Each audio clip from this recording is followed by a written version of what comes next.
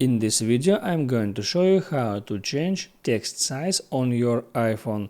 That's quite simple and easy, so let's begin. And first open up your settings and here select accessibility and then tap on display and text size.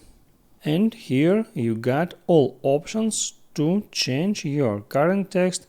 For example, I can make the bold text.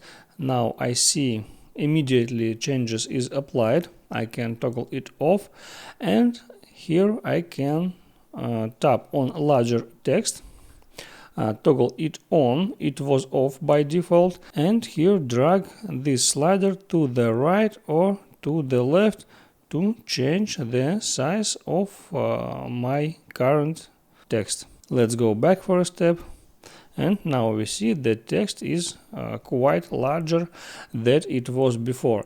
I hope it helps you, so before you go, please like and subscribe.